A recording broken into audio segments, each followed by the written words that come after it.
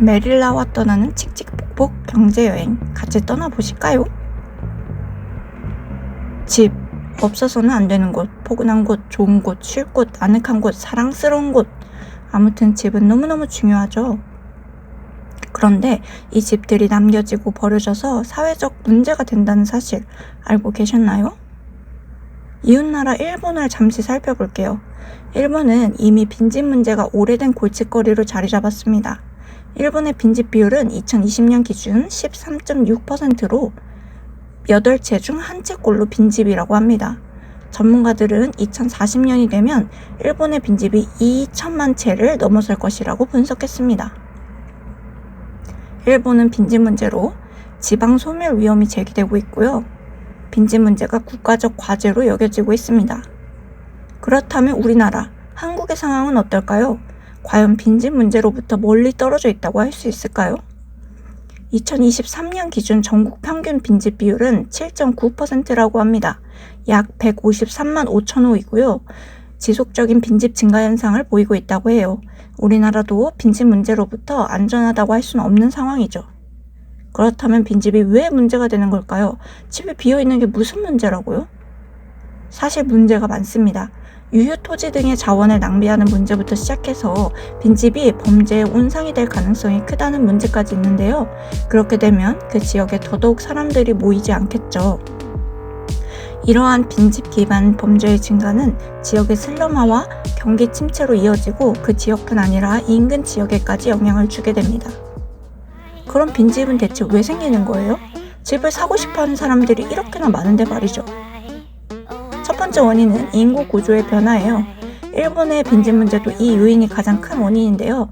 저출산 고령화는 인구 규모를 줄이고 가구 수 감소에 영향을 주게 되면서 빈집이 자연스럽게 증가하게 되는 거예요. 두 번째, 지역 격차와 도시화도 큰 원인인데요. 수도권과 같은 특정 지역에 자원이 집중되면서 불균형한 지역 발전이 이루어지고 사람들은 자원이 집중되는 곳으로 몰리게 됩니다. 그러면서 농어촌 지역이나 중소도시들은 텅 비어버리게 되는 거죠.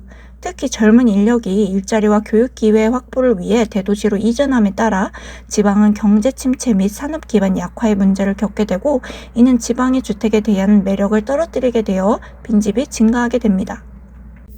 세 번째로 주택 수급 불균형 문제인데요. 부동산 경기 과열기에 특정 지역에 과도한 주택 공급이 이루어졌다가 경기 침체 국면에 돌입하게 되면서 수요를 확보하지 못하고 빈집 상태로 남아버리는 경우예요. 공시 상태를 지속하면서 시설이 노후화되고 더욱 주택으로서 매력이 떨어지게 되죠. 이는 그 지역의 부동산 가치 하락과 추가적인 인구 유출로 이어집니다. 네 번째, 정책, 제도, 개발 사업의 지원은 빈집 문제를 해결하지 못하게 하는 장벽으로서 걸림돌이 됩니다. 재개발, 재건축 사업이 정치 경제적 이유로 장기화되거나 무산되면 오랜 기간 그 지역의 대규모 주택단지가 공실로 남겨지죠. 그러면서 앞서 말했던 문제들이 발생하게 됩니다. 또한 여러 가지 정책과 제도의 지원 역시 빈집을 해결하지 못하게 하는 문제가 되죠. 마지막으로 개인의 경제 사회적 요인이 있습니다. 재정적 어려움, 실업, 파산 등의 이유로 빈집이 생기게 되는 거죠. 그렇다면 빈집의 지역별 현황은 어떻게 될까요? 2015년에서 2023년으로 변한 수치를 보여드리며 말씀드릴게요. 우선 서울을 살펴보면 2015년 기준 2.8%에서 2023년 기준 3.4%로 소폭 증가했습니다.